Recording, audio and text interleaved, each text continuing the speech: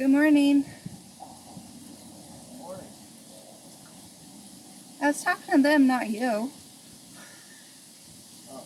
But good morning, babe. I love you. I'm about to bring you some coffee. But first I wanted to let everybody know we are sadly leaving the Hocking Hills. But I'm not too sad because we're going to go see our friends in southern Ohio. I was going to say where they live, but I'm not going to say where they live because there might be weirdos out there. What was that? Oh, there is weirdos out there. Yeah. Not you guys, but you guys, you know? So, come along with us. Welcome to the Adventure Closet. I'm Liz, and this is Charlie. We are two 80s and 90s kids that never lost their sense of wonder. We're all over the map, exploring wild and abandoned places, discovering rocks, geology, and history of different areas, all while living and traveling in our minivan Opal. I guess you can say our life is a mixtape of adventures, so hop in the van, hit the subscribe button, and let's go somewhere. So we're inside of a vault toilet. I won't show you the toilet because it's gross, but look, it's a walking stick bug. I used to have a pet one of these. One day it got loose in the house and it was gone for it seemed like a couple weeks. And then one day I was sitting at the coffee table and there it was, just walking around, being a stick. How cool is that? And there's a ladybug. And this has been your segment of Wildlife in the Bathroom.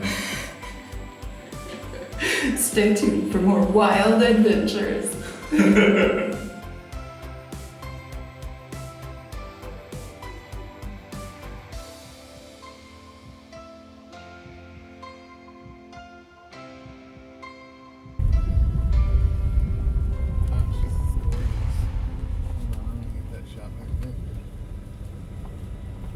we're going backwards.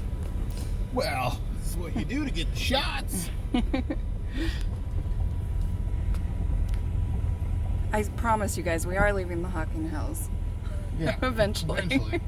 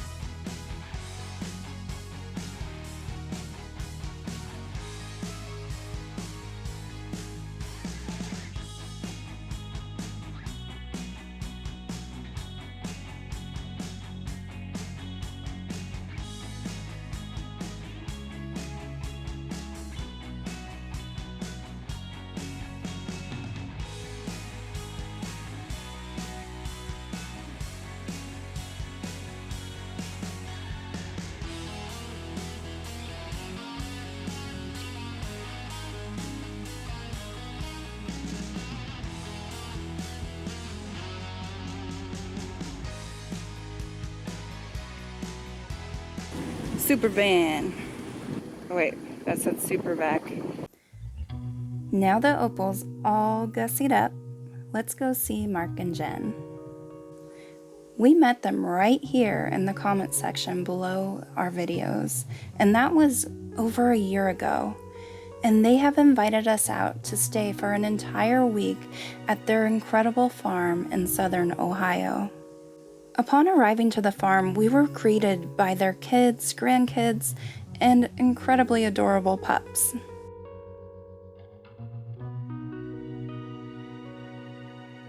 After getting settled in, we set out to explore the beautiful land that they live.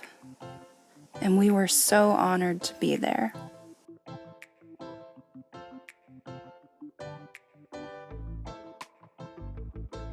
Now, just a little adventure.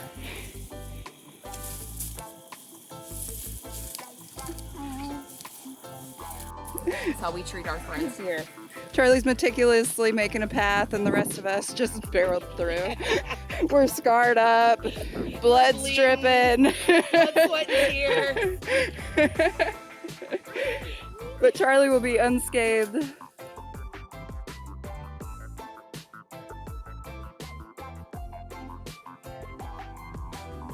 Their oldest grandson was a blast, and he had a sharp eye for finding cool rocks and fossils, as you can see.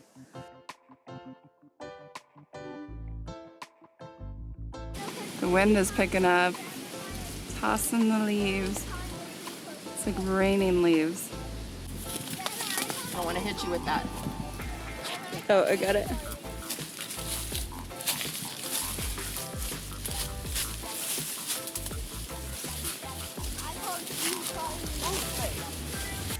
Just check out this coral piece. This was marvelous.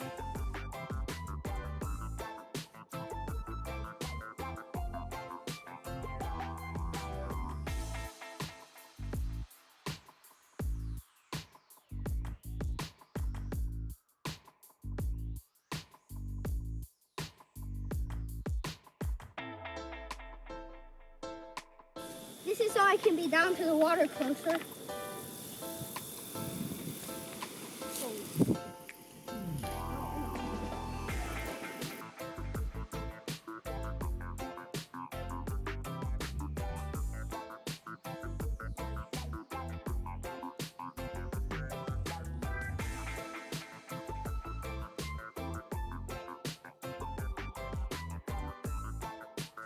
At the edge of Mark and Jen's property is this giant sycamore tree.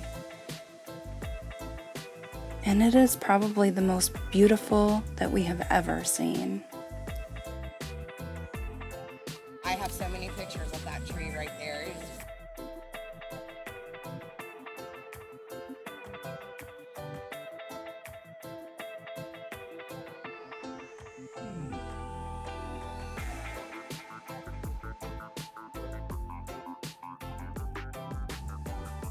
The best part about rockhounding with friends is gathering around a pile of all your finds at the end of the day and rediscovering them together while washing away all the dirt. We were having a blast at this.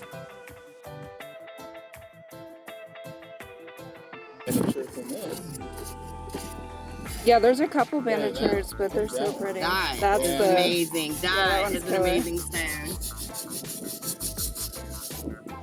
That's beautiful. Okay, scrub that one off for me. That's anxious. And there's this rose quartz right here. I need to get this one rinsed off. I need to get this one. Ooh, beautiful. Oh yeah. Mark and Jen were itching to show us their part of the world, so it was time to board the Hot Mess Express, as they so fondly call their quirky and amazing adventure van. We're in the Hot Mess Express today! That's right. It's so cute in here. Alright, so this is the Hot Mess Express that Jen and Mark built themselves. And there's so much room in here, you guys. Like, okay, so that's a full bed, right? Yeah, full size. Yeah. And this is a bunk mattress, like a full-size bunk mattress. It's maybe, what, about 4 or 5 inches. And then Jen crocheted this, by the way. And she's got this bench and all the storage underneath of here and back there. She's got a little potty that comes out. And then I love this, like, it's like a European style kitchenette kind of thing. And she's got all kinds of storage under that way. And she just kind of did what we did and made do with what they had to make this. And it's so freaking cute. And I love the color of her curtains. And this curtain, I'm jealous of. Oh yes, and your lighting, it's genius. So it's back here in the garage area too, on the lower part, so you can see under the bed if you need anything. That's it. Oh, and your ceiling too. Yeah. This is excellent craftsmanship right here. Does it look straight to It you? looks very straight. See what I mean? It looks straight to me too. It's adorable. Mark wanted to bring us to 2 cultural sites located in southern Ohio. One was the site of Seip Earthworks, and the other was the world-renowned Serpent Mound. Native American mounds are something new to us, as they are more common in the eastern sections of North America, and as you guys know, we are from the West. European settlers had discovered them by the thousands upon arriving to North America. At first look, these earthly mounds seem plainly as a large pile of dirt, but they are so much more. Some of these mounds are of architectural genius that involved exact geometrics.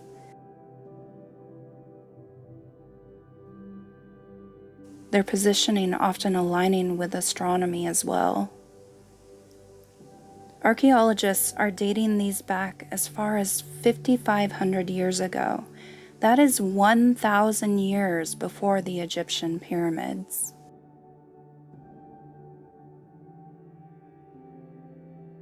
What are these mounds made of anyway? Well, majorly, they are layers of dirt, sand, rocks, ashes, and clay. They are often perfect circles with dome tops, but some have flat surfaces where temples were constructed. Steps were built into the sloping sides. Some were burial sites, much like that of the tombs of ancient Egypt. But the Adena and Hopewell culture had not discovered the mummification process.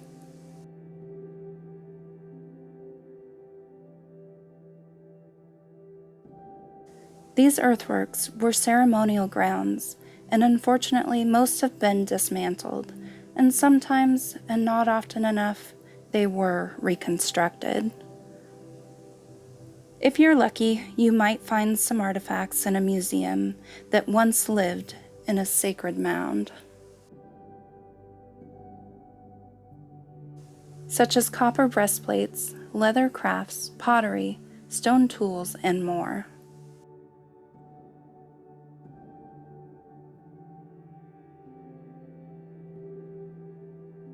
The Serpent Mound is quite unique, as it is shaped like a snake, hence the name.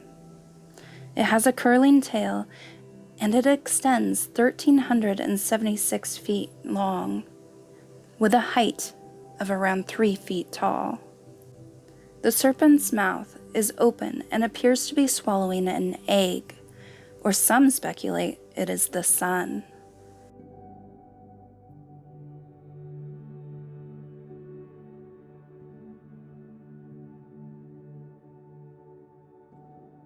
It was discovered that the head is aligned perfectly with the summer solstice at sunset.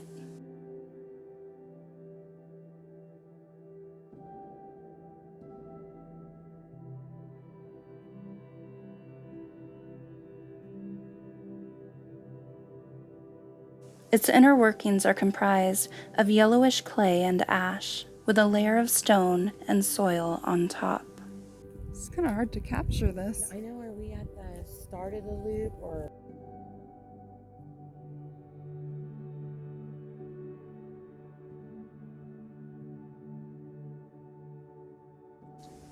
The Serpent Mound is located on a bluff overlooking a crater caused by the impact of a meteorite somewhere between 248 and 286 million years ago. This fact was made more interesting by the 2 main theories behind the construction of Serpent Mound.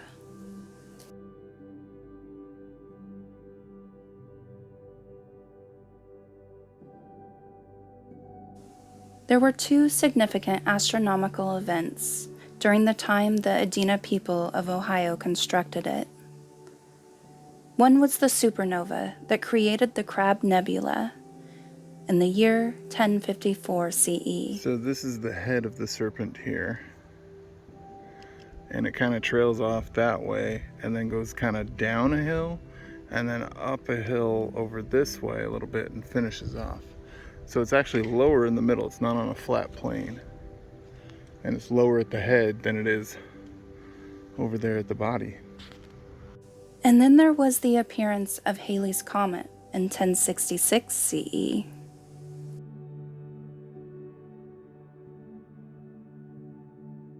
So the serpent points this direction, and out this way is a very sheer drop-off cliff overlooking a valley. We learned that this area here was dug out by a huge asteroid 300 million years ago. And then around up to 10,000 years ago, the serpent was built up there.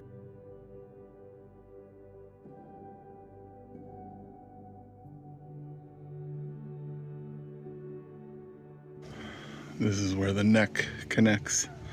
And then this large circle here, which isn't that large, has a little triangle that points to the summer solstice out that way. On the day of the summer solstice, that arrow kind of points to where the sun will rise.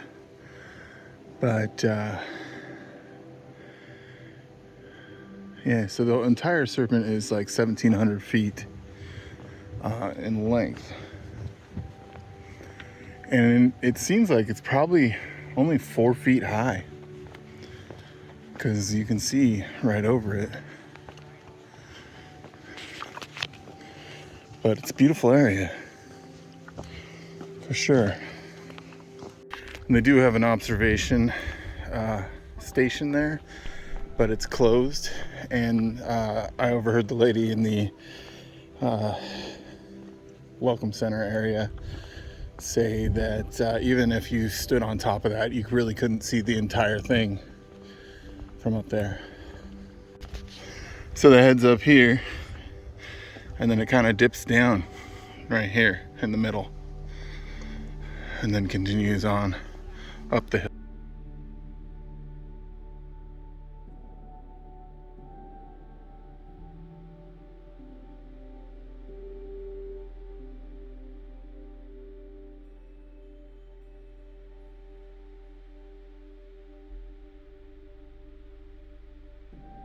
Then down here is the spiral tail, which is kind of tilted and overlooks this valley from this side, almost at the same angle but slightly different of the head.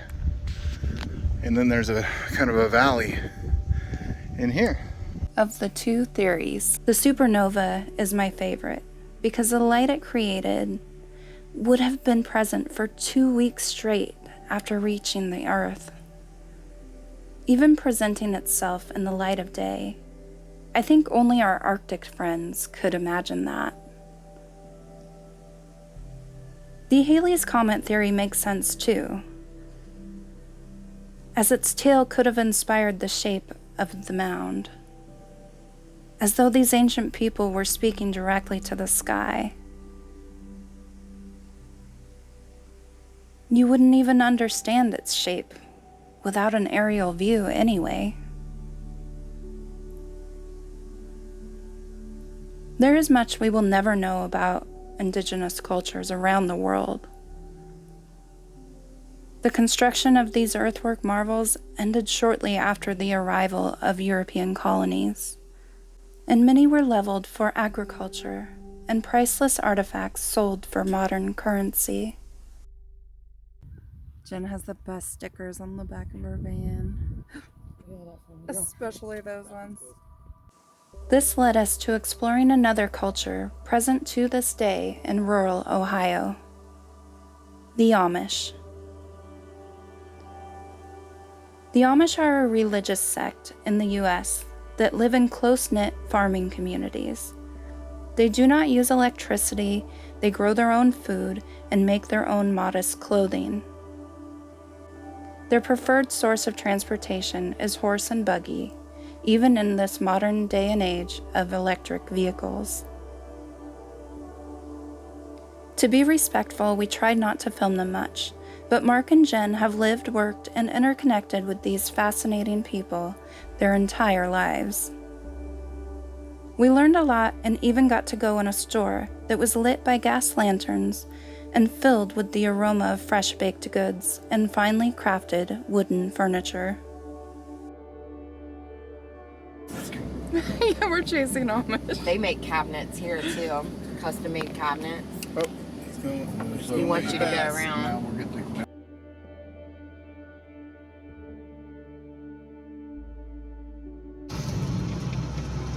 and them are vans that's got hauled in from other communities. People brought them down here just for church. Wow. Their church starts exactly at 9 o'clock and it lasts 3 hours.